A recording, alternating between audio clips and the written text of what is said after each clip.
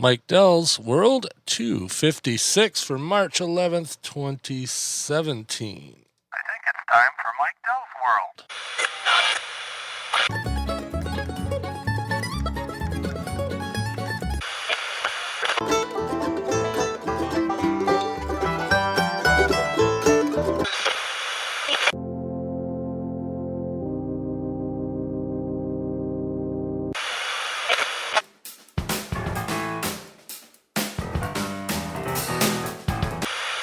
Ah, there it is.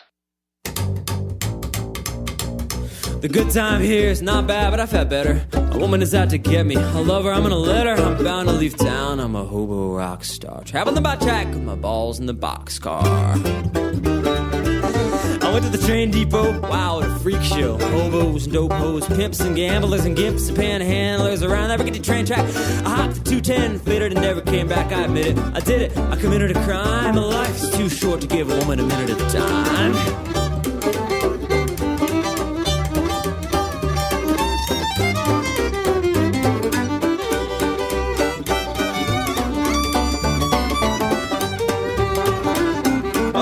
Time here is not bad, but I've had better. A woman is out to get me. I love her, I'm gonna let her. I'm bound to leave town. I'm a hobo rock star. Traveling by track with my balls in the boxcar.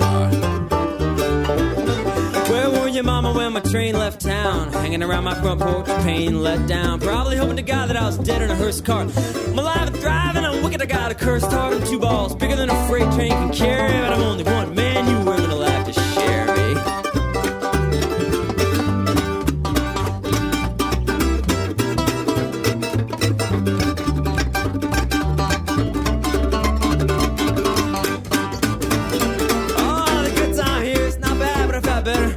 Is out to get me, I love her, I'm gonna let her. I'm bound to leave town, I'm a hobo rock star. Traveling by track with my balls in the boxcar. Coming up from the south, I was all soft. The cold up in the north, the freeze 2 balls off. But I maintain the freezing in Maine, same as sweltering of the Delta or sunny Tennessee. Any stink hole with a hat rack and a drink hole is 10 times better than going back to where I come from.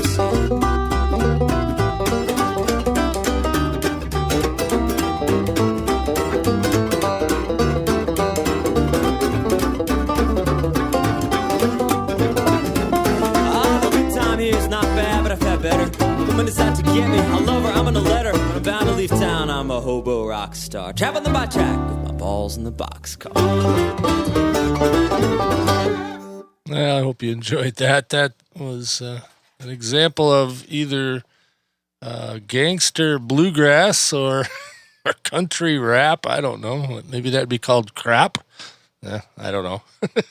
Anyway, that was the Deadly Gentleman. It was called Hobo Rockstar. I guess that lead singer isn't there anymore, but back in the day, they sent me that CD to play on my podcast, and I'm finally getting around to doing it.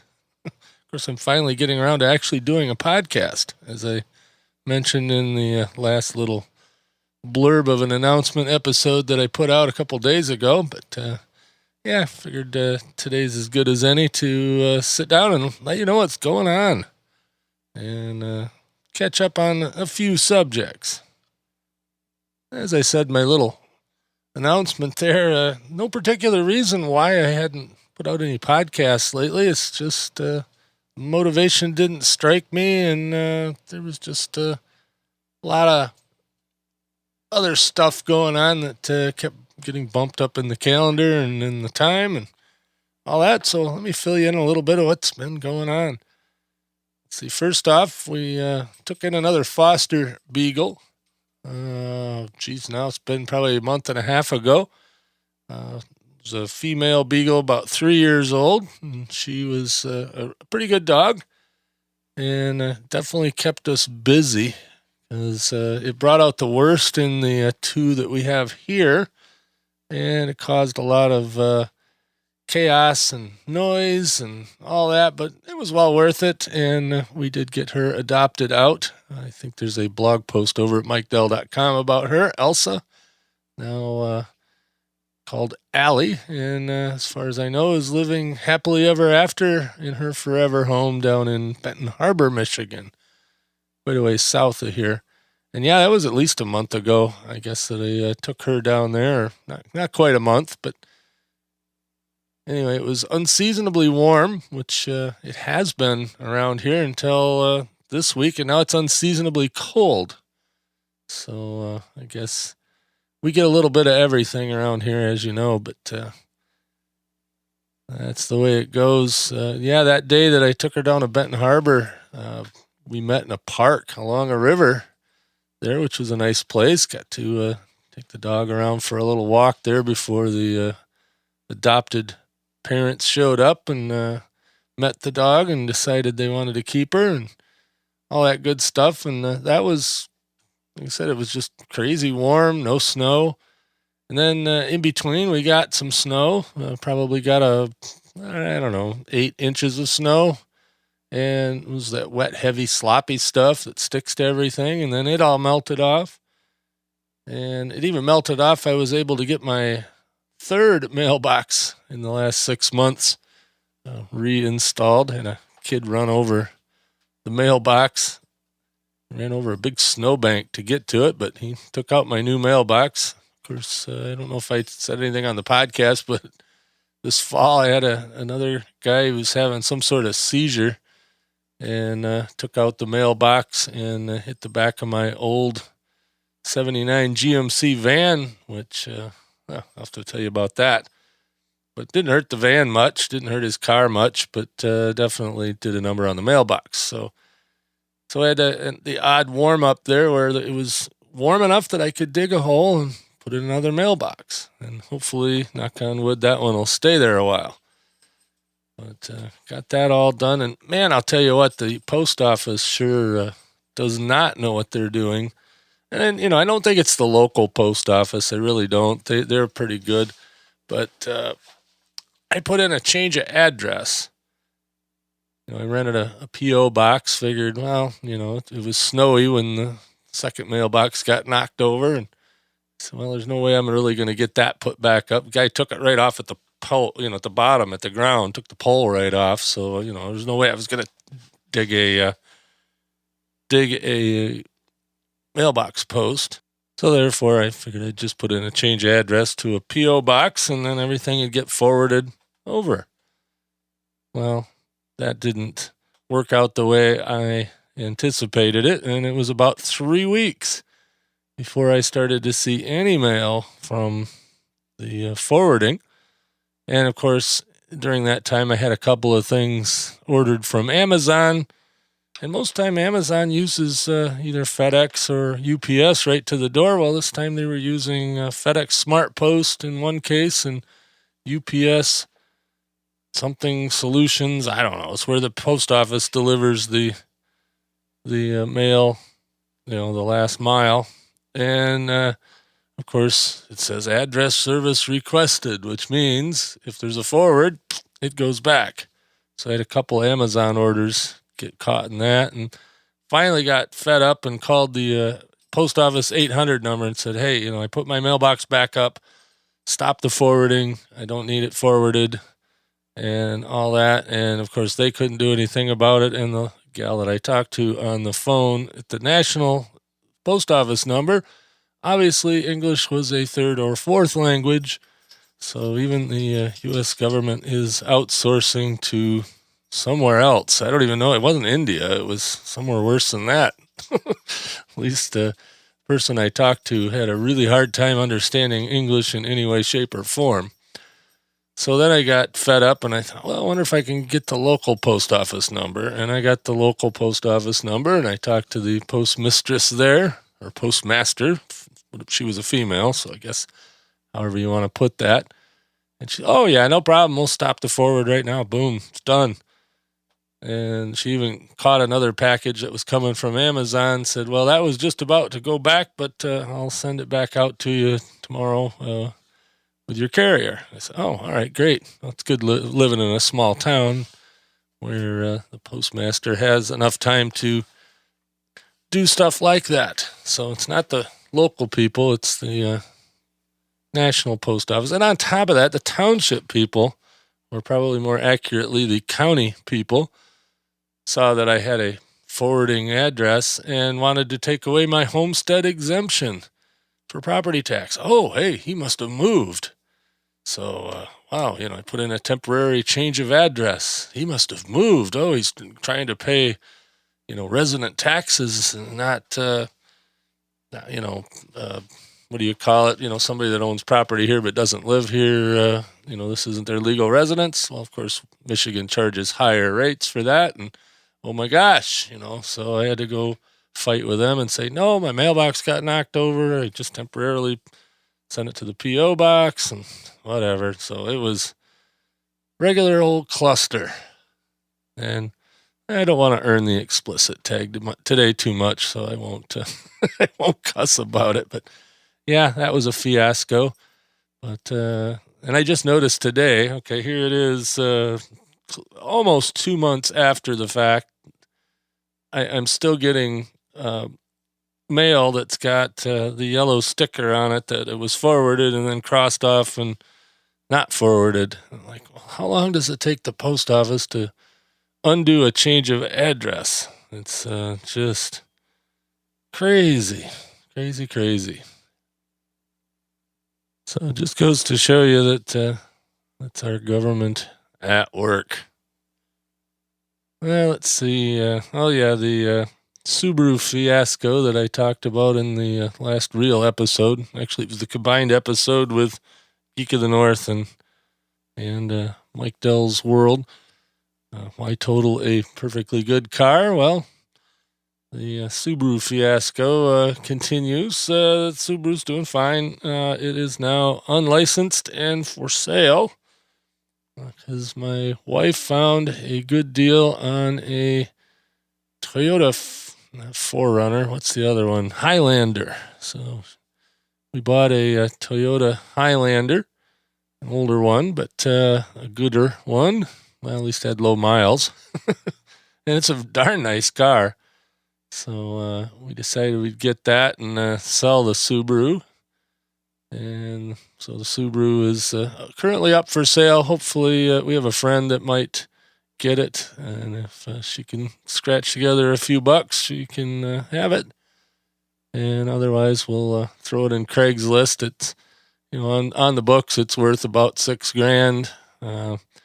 If it hadn't have been officially on paper totaled. So I figure I can get at least 2.5 out of it, little pocket change. And, at first I was going to drive the Subaru. And, when we got the Highlander, I drove the Subaru for a couple of days. Or just before we got the Highlander, I drove the Subaru for a couple of days because we knew we were getting it. Kathy got it from a friend.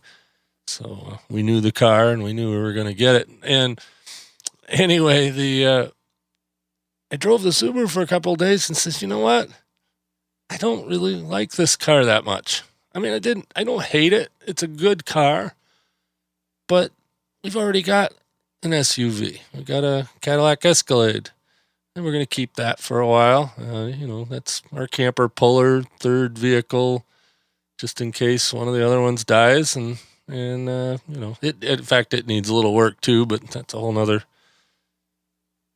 can of worms, I guess. But so I drove the Subaru for a couple of days, and it's hard to get in and out of for me, compared to my old Chrysler minivan. And kind of used to being up high, and I kind of like the van because it's big and the seats fold into the floor, so I can haul big stuff and it's comfortable. And if I want to take 7 people, I can do that. If I want to throw dogs in it, I can. If I want to throw 4x8 sheets of plywood in it, I can. Not too many because, you don't want to overload it, but, it's a handy vehicle. Yeah, it's got a ton of miles on it, but it, knock on wood, it still runs. It's got a little rust around the bottom. And so I thought, no, what I want to do is eventually I want to replace that with a newer one of those. Yeah, I know it's boring, but guess what? Minivan fits me. So I'll just continue to drive the Loser Cruiser, or I should say the Loser Cruiser 2. My friend Jeff coined the phrase Loser Cruiser for his old Chrysler van. So I have to call mine the Loser Cruiser 2 as to avoid copyright. But anyway, so I'm going to do a little fix up on that, try to fix the rust a little bit this spring, and drive it till it drops. And, when it finally, something breaks that costs more than it's worth, then I'll look for a replacement van. We'll get rid of the Subaru. And speaking of old vans, I mentioned it before. I've passed that on to yet another friend. We decided that having an old Army green van sitting in our yard is a yard ornament and not really doing much else other than taking up space and car insurance premiums and license tags, that we would get rid of that. And a friend of mine has a little horse farm out of town. Well, I should say a hobby farm, I guess you'd call it. I think he's got a few horses and goats and whatnot on 15 acres or whatever, and could use something to haul hay and haul oats, and I guess he could probably throw a goat or two in it if he wanted. So anyway, I sold it to him for cheap, and it's out there at its new home, and hopefully will perform its duties as good as it has for the last 38 years, or 37. I guess it'd be 38 years. It's a 79. You figure it out. I can't do math in public. So anyway, got rid of that. So we're doing a little bit of vehicular shell game thing going on here, moving cars around. But I think we'll be stable for a while unless the something goes wrong with my minivan, or I drive the Highlander into a ditch and through a bunch of trees like I did the Subaru. No, that won't happen. I'm not going to drive that. We'll just leave it at that. Or at least I won't drive it that much. And as I've explained, lots of times on this podcast and others, my theory on cars is just a little bit off from everybody else. Yeah, I could go out and buy a brand new car if I wanted to, and have the brand new car payments with it. But I don't want to do that. I figure my car payment is the occasional, repair. If it's under $1,000, that, as long as it doesn't happen every month, it's about the same as what I'd pay for a car payment. So, right now the minivan has a front end issue. For some reason, I can't keep tie rods on the thing. I don't know. I think the last set of tie rods that I put on myself, I bought from a parts store and put them on, and I don't think they were the highest quality things in the world, because one side went bad last year and ate up a set of front tires, and now I've got another one going bad, but I haven't eaten up the tires yet, and I'm not driving nearly as much. I'm no longer doing the courier thing. I was doing that on the weekends, and that contract ended with the company that I was working with, and they haven't really picked up any other work for me, so I'm still technically on the list to do a courier run once in a while, but haven't done anything since the first of the year, which is just as well. I'm staying busy at the old day job. Of course, those of you that know me know I've been working with a podcast company, Blueberry, full-time now for almost a year. And I've been working with them for 8 years in April. And speaking of April, that's also the 12th anniversary of this podcast. On or about April 15th is what I'm saying now. I know it was in April in 2005 that I put out the first episode of The Benzoid Report. I remember distinctly recording that sitting on the front porch of my house out in Lake Ann, with my little Dell Ultrabook laptop thing, back at that time. It was just a little teeny tiny laptop that I think cost $2,000 or $1,800, something like that, with a stupid little stick microphone. And I figured out that, if I leave it plugged into the wall, it makes an awful buzzing sound. If I don't plug it into the wall, it sounds okay. So, and I really wish I could find that episode, but It's probably on an old hard drive around here somewhere, but I've rapidly run out of computers capable of even reading those old style hard drives, so probably is lost to the bit bucket. And they say if you put something on the internet, it stays out there forever. Well, not true with some podcasts, or at least not the Benzoid Report episode 1. I will have a handsome reward for anybody that can actually produce that recording. So if you can find that out there on the interweb somewhere, it's Benzoid Report number 1. And if you can give me a copy of that, I will reward you handsomely. What that means, I don't know, but anyway. So that was in April of 2005. So yeah, coming up on 12 years. It hardly seems possible. But, podcasting's been around since 2004 officially, I guess, was when the term was coined. I think there were people doing, internet audio shows before that, of course. And, there was it David Lawrence is the first one I remember, other than some radio stations putting MP3s on their website, which they still do and they still call podcasting, but that's a whole nother thing too. But David Lawrence used to do a podcast. I don't remember the exact length of the podcast, but he had it right down to the second. And it was, I want to say it was 10 minutes and 21 seconds or something like that. But the reason for that was at the time he was recording it in real audio format, Mark Cuban's broadcast.com format there. And he would do that because it would make the file exactly 1 megabyte. And so that's why he recorded exactly that time. And he kept doing that well into the podcasting era. And I'll have to look around. David Lawrence might still be doing that show for all I know. I sort of quit listening to him. I did talk to him in Las Vegas, I want to say a couple years ago at the NAB convention. David Lawrence was the puppet master in the NBC show Heroes, a little short, bald guy that could control people. His superpower was controlling people, so he was called the Puppet Master. Anyway, so, but he was a pioneer in podcasting, even pre-podcasting. And he was at the NAB conference in, I think, 2015 when it was co-located with the New Media Expo. Speaking of the NAB conference, I'll be there next month, the end of next month. So was it a little over 5-6 weeks away? Going out there as an attendee, not going out for business necessarily, although I am going out with my boss, but not as, not a company thing. I'm taking vacation and going out to attend the NAB conference and go check that out. And it's going to be a lot less hectic than actually working the show. So I won't have to get up at the butt crack of dawn and get to play at night a little bit. And my wife is flying to Phoenix the same time, and she's going to go up to Sedona and visit a friend there, and then drive up to Vegas for the last couple of nights.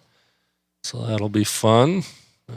Take it, kind of make it into a little vacation.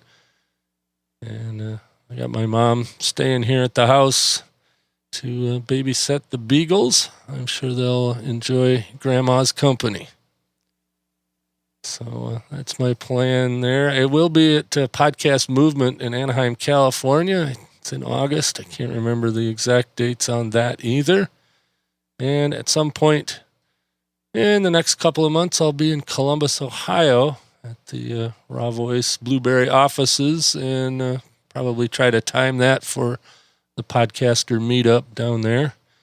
So I'll have more info about that as the time gets closer, but I'm going to guess that's going to be in May sometime, probably towards the end of May. I think it's the 3rd week or the 4th week of May is when they have their monthly podcaster meetup there at Raw Voice HQ.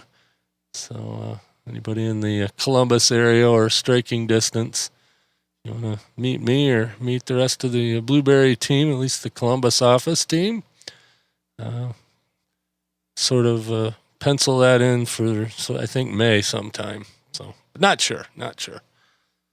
So that's really what I've been up to, and at least vehicular wise and dog wise and all that good stuff.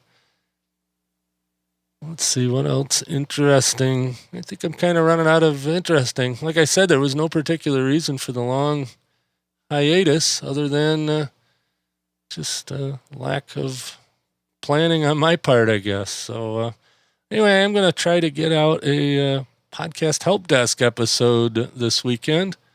This weekend, Kathy's out of town. She's going. She's downstate in her hometown, helping a friend liquidate their house. They're moving. They sold the house and they're moving. So she's helping with the moving sale, and I'm sure picking up more good deals than we imagine.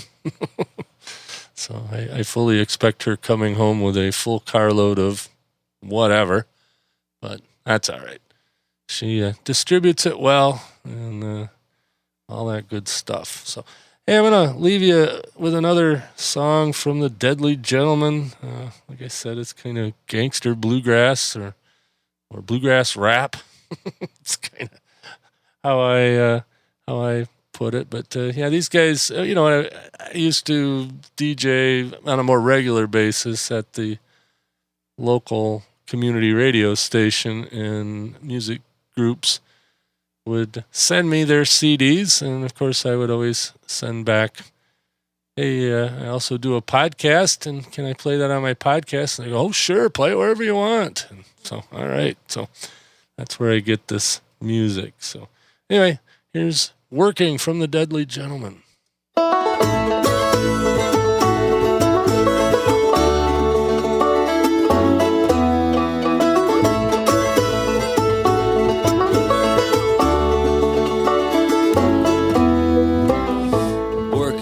Single week in this city, but daydreaming about better days and blackbirds.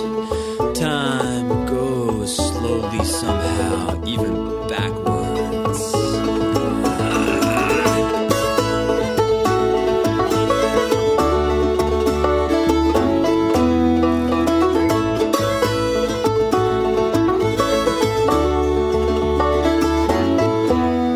This clock just goes so slowly. Think it's busted, I don't trust it. Been dying since I got here.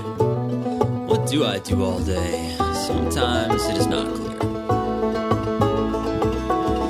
Work's not bad and work's not hard. I don't kill chickens or break rocks in a yard.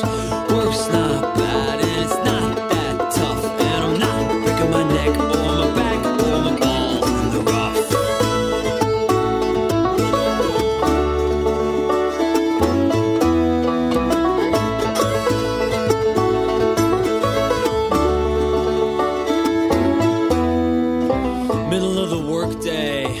Look in the mirror, sweet Jesus, think I see a gray hair. And can anybody please explain why when the work's all done you still gotta stay there?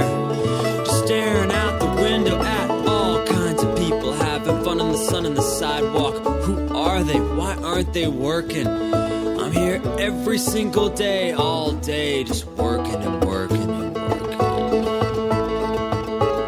'Cause this particular week work's a bit of a wank fest, saying you're welcome a lot, coming up thank less. Just went out on a Tuesday, I'm starting to wish that I drank less.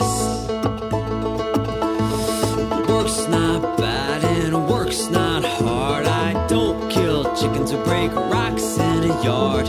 Work's not bad and it's not that tough, and I'm not breaking my neck or my back or my balls in the rough.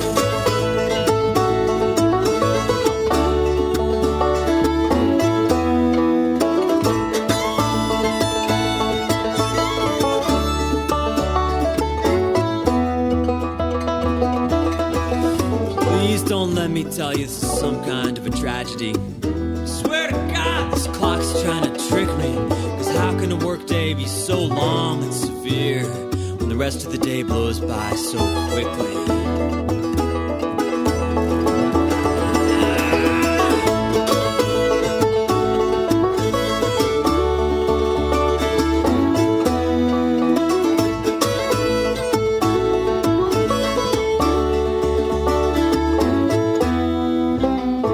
Working every single week in this city, but daydreaming about better days and blackbirds.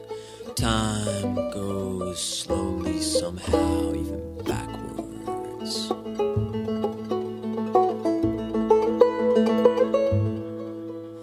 But work's not bad and work's not hard. I don't kill chickens or break rocks in a yard. Work's not bad and it pays alright. I can still go out drinking on Tuesday night. Still make it to work in the morning with that feeling in my head and my throat. All sketchy and my face a little bit rough, but I know the day does end and I will feel fine. And I'm not sleeping alone or waiting in a welfare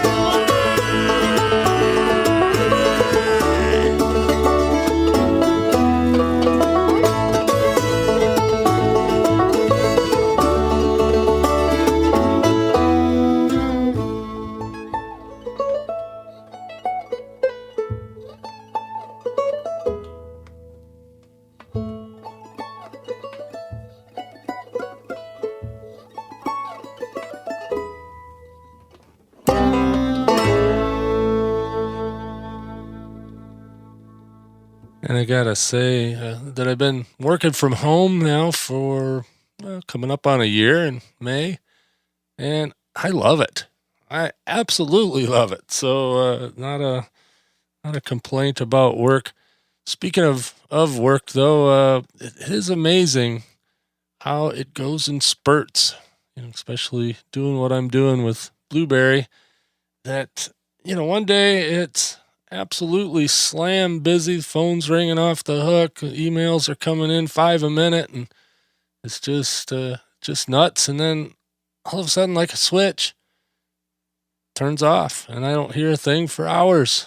Lets me catch up with all the email and all that, and catch my breath and all that. But I do find that I do work more now that I work at home, or at least I spend more time at it. I don't know how efficient I am at it, but I tend to get it all done, and people are happy with me, so I guess that's good, and I really do enjoy it.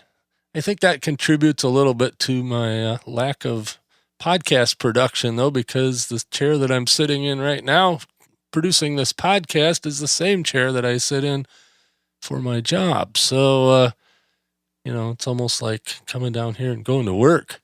But like I said, work's not bad, not killing chickens, like the song says. So everybody have a good, however long it is until the next episode. I'm not even going to promise that I'll do another one anytime soon, but hope you enjoyed it. Hope you didn't mind the music. I do have weird taste in music. That is one nice thing about working alone and working at home. I get to pick the music. Of course, when I'm on the phone, I got to turn it off, but I get to pick what I listen to, and I have to admit that Spotify is one of my favorite things as far as music, because what I do, it doesn't lend itself to listening to podcasts, ironically. It's I gotta have background noise, but podcast, you're kind of intimate. Okay, English, please. Intimately involved with it. It's coming into my earbuds, or in this case, it'd be coming through my computer speakers or my Echo device, or in the car coming out of the speakers. But it's directly from my microphone to your brain, or somebody else's microphone to my brain. And that's a little harder to multitask when you're doing that, and if you're driving or mowing the lawn or walking or jogging or riding a bike or whatever, yeah, that's fine. But to answer somebody's question about something technical via email, or to type coherently in English while listening to somebody else talking, you tune out one or the other, and both suffer. So I have to listen to music while I work, but then I get to go for a walk or bike ride. I am in the market for a bicycle. I did go look around yesterday and today a little bit for a suitable bicycle. I've got a couple of department store brand bikes, and I have a Schwinn, and they're all, various states of disrepair and not worth putting a lot of money into. But I also don't want to go out and spend, bikes are expensive. But, I do want to get a decent one. So I've gone to a couple of bike shops and got a couple of recommendations. But I am definitely going to get back into riding a bicycle. I've got a moped, which, by the way, is also going to be for sale because I don't use it that much. I figure I'd use a pedal bike as much, if not more. We have this system of trails around here called the TART Trail. I know it sounds weird. Traverse Area Recreational Trail System. It's kind of like a rails to trails or whatever, but in this case, it goes along the railroad tracks in some areas, and it's a recreational trail. It goes all the way from Suttons Bay, Michigan, way up in the Pinky Finger along West Grand Traverse Bay, 22 miles down into Traverse City, all the way through Traverse City, and then there's various forks going every which way. And it goes right by my house, and literally through my front yard is one of the spurs on the trail. The main trail it's about a block up from me. And that heads out and ends in Acme, Michigan, which is on East Bay, about 5 miles up from the base of the bay. So the whole trail system, I think they said they have 60 some odd miles of trails, and that expands every year. But it's all relatively flat. There's some hills as you get out of town, but within Traverse City and a good chunk of the trails around here are all pretty flat. So, don't need a mountain bike. These are paved trails and all that. So, I want to get a road bike, but I don't want one of those little bent over ones with the skinny high pressure tires that go bang if you run over a pebble. So, I want just a plain old bike, and those are hard to find. But I guess now they got a new term for them. They're called hybrids or commuter bikes. So I found a few models that I like, and just waiting for the weather to get a little warmer so I can go test ride a couple of them, and I'll probably come home with one and get rid of that moped because they kind of frown on you riding 40 miles an hour down the trail on a moped. In fact, that would be against the law, and I don't do it. But riding something like that on the highway or the streets around here can be dangerous. So I think a pedal bike would be good. Plus I'm trying to lose a little weight and get in shape a little bit. Or somebody says, you really need to get in shape. And I say, well, round, it's a shape. Anyway, with that, I'm out of here. Talk to you later.